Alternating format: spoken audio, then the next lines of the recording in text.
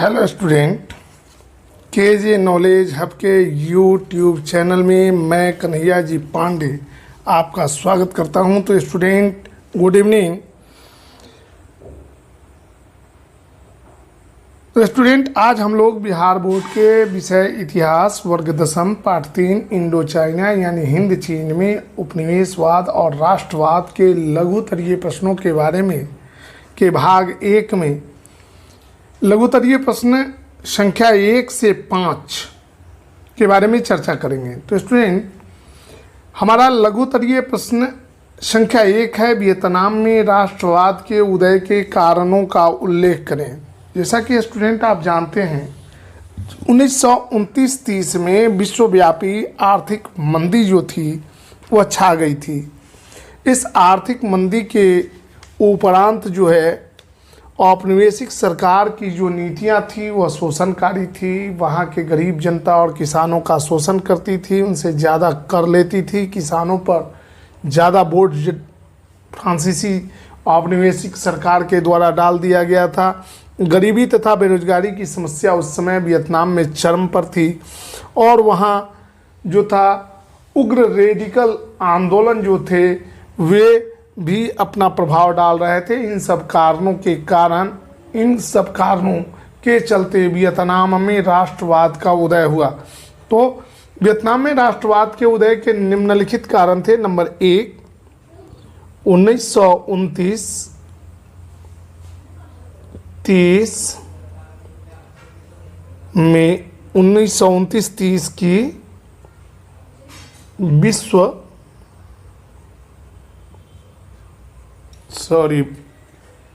स्याही खत्म है।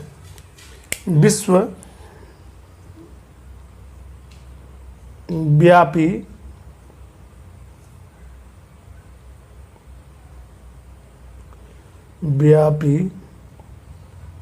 आर्थिक मंदी।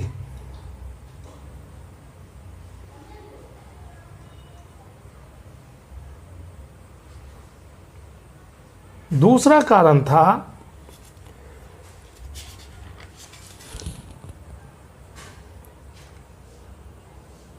उपनिवेशवादी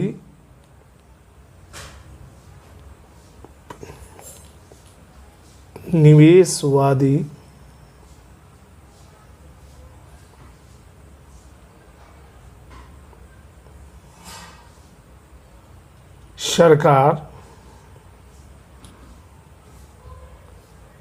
की शोषण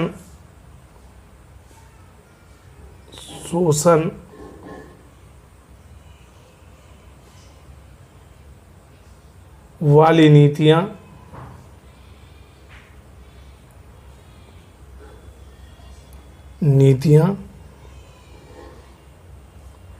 तीसरा कारण था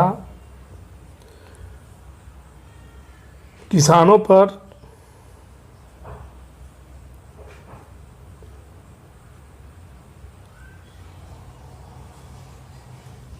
करों का बोझ।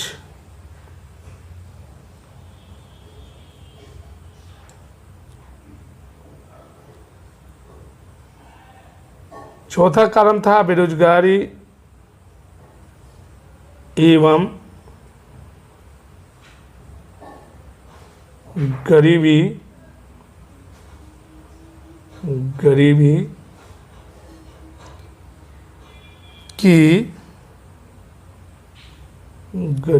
की समस्या उस समय वियतनाम में चरम पर थी। और अंतिम कारण था रेडिकल आंदोलनों का प्रभाव। वियतनाम में उस समय रेडिकल आंदोलनों का प्रभाव तेजी से बढ़ रहा था। आंदोलनों का प्रभाव, इन सब कारणों से वियतनाम में राष्ट्रवाद का उदय जो था हुआ। अब हम लोग स्टूडेंट प्रश्न संख्या 2 को देखते हैं। हमारा प्रश्न संख्या 2 है, हुआ हाउ आंदोलन के विषय में आप क्या जानते हैं? स्टूडेंट हुआ हाव आंदोलन जो था 1939 में वियतनाम के एक समाज सुधारक हु इन फू सो के द्वारा फू सी के द्वारा चलाया गया था। यह आंदोलन उपनिवेशवाद विरोधी था। हु इन फू सी वियतनाम के एक समाज सुधारक थे। उन्होंने शराब पीने, वियतनामियों के फिजूल खर्ची और बाल कन्याओं के बिक्री की प्रथा का जोरदार ढंग से विरोध किया। उनके बढ़ते प्रभाव को रोकने के लिए फ्रांसीसी औपनिवेशिक सरकार ने इस आंदोलन को कुचलने के लिए दमनकारी नीतियों का उपयोग करते हुए कुछ ही दिनों के फलस्वरूप इस आंदोलन को दबा दिया। लेकिन यह आंदोलन राष्ट्रवाद के मुख्य धारा से जुड़ गया था। सरकार ने जो औपनिवेशिक सरकार ने जो है कठोर दंडात्मक कार्रवाई करके हुआ हाव आंदोलन को कुचल दिया। लेकिन हुआ हाव आंदोलन का वियतनाम में जो है वियतनाम के राष्ट्रवाद के विकास में महत्वपूर्ण हाथ था। अब हमारा तीसरा सवाल है स्टूडेंट, फ्रांसीसियों ने मेकांग डेल्टा में नहरें क्यों बनवाई, इनका क्या परिणाम हुआ? तो फ्रांसीसी जो थे, फ्रांसीसी सरकार, औपनिवेशिक सरकार, वह मेकांग डेल्टा में नहर इसलिए बनवाना चाहती थी कि मेकांग डेल्टा में सिंचाई की सुविधाओं का विकास हो। तो वियतनाम में कृषि के विस्तार के लिए फ्रांसीसी औपनिवेशिक सरकार के द्वारा मेकांग डेल्टा में सिंचाई की सुविधा के विकास के लिए नहरें बनवाई गई। सिंचाई की सुविधा के विकास होते ही वियतनाम में धान की खेती और इसके उत्पादन में आश्चर्यजनक ढंग से वृद्धि हुई। 1930 में वियतनाम में लगभग 22 लाख हेक्टेयर भूमि में धान की खेती होने लगी, जो 1873 में 2,74,000 हेक्टेयर भूमि में ही धान की खेती होती थी। 1931 में वियतनाम विश्व का तीसरा सबसे अधिक चावल उत्पादक देश बन गया। अब स्टूडेंट हम लोग प्रश्न संख्या 4 को देखते हैं। वियतनाम मुक्ति एसोसिएशन की स्थापना क्यों की गई? वियतनाम के विद्यार्थियों को 1911 के चीनी क्रांति से प्रेरणा मिली। यह क्रांति जो थी डॉक्टर sun yat-sen के नेतृत्व में चीन में हुआ था, जिसके परिणाम स्वरूप चीन में मंचू राजवंश का शासन का अंत हुआ और चीनी गणराज्य की स्थापना हुई। यह क्रांति जो थी वियतनाम के विद्यार्थियों के लिए प्रेरणादायक बनी। इस क्रांति के उपरांत जो है वियतनामी छात्र जो थे वो चाहते थे कि वियतनाम में राजशाही के स्थान पर लोकतांत्रिक सरकार या लोकतांत्रिक गणराज्य की स्थापना हो। इसी बात को ध्यान में रखते हुए वियतनामी छात्रों ने, विद्यार्थियों ने वियतनाम में वियतनाम मुक्ति एसोसिएशन की स्थापना की थी। तो स्टूडेंट अब हम लोग प्रश्न संख्या लघुत्तरीय के प्रश्न संख्या 5 को देखते हैं। हमारा प्रश्न संख्या 5 है स्टूडेंट, हम लोग आज का अंतिम सवाल देखते हैं। एक तरफा अनुबंध व्यवस्था पर टिप्पणी लिखें। तो एक तरफा अनुबंध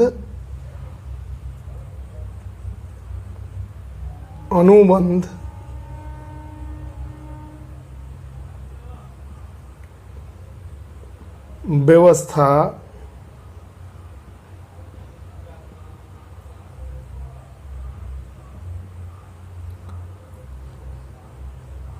वियतनाम में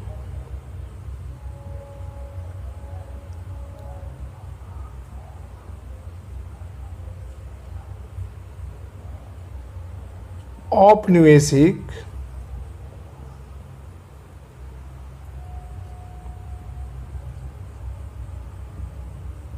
सरकार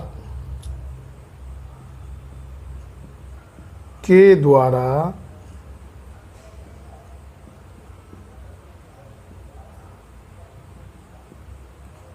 मजदूरों के साथ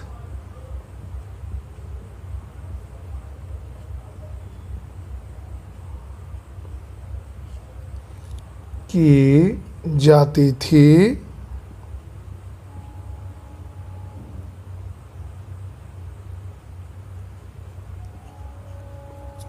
इस व्यवस्था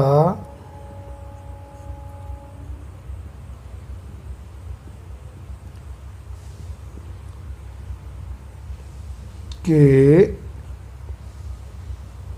द्वारा मजदूरों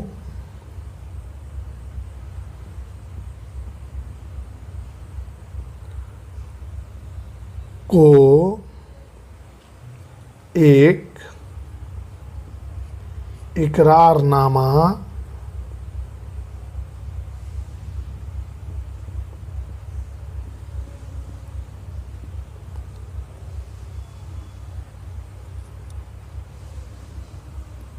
के अंतर्गत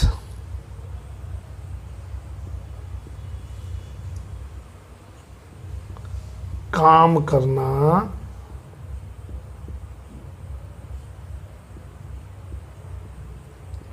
पड़ता था।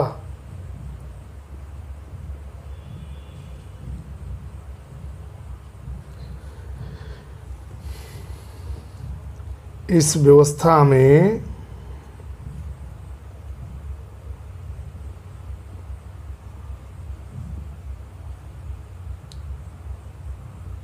मजदूरों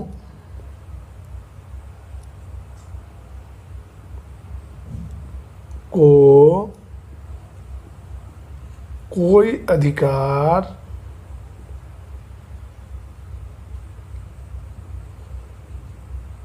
नहीं दिया जाता था।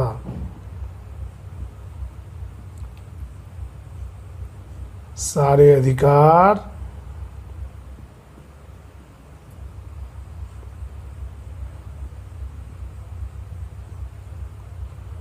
बागान मालिकों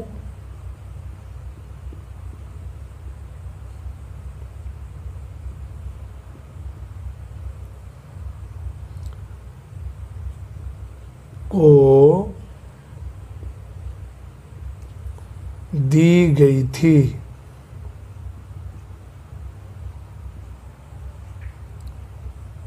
काम पूरा नहीं होने पर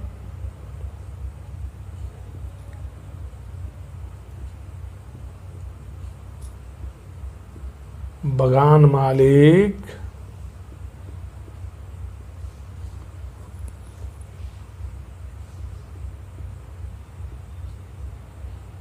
इस व्यवस्था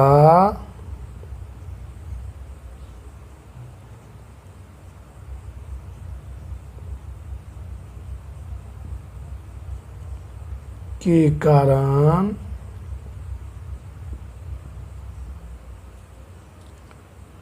दंडित करके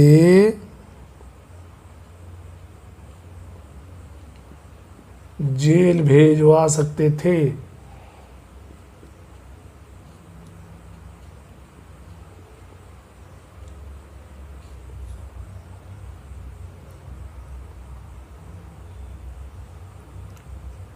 बागान मजदूरों की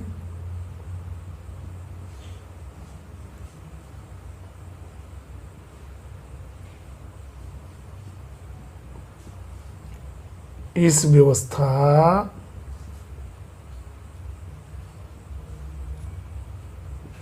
के कारण स्थिति गुलामों जैसी हो गई।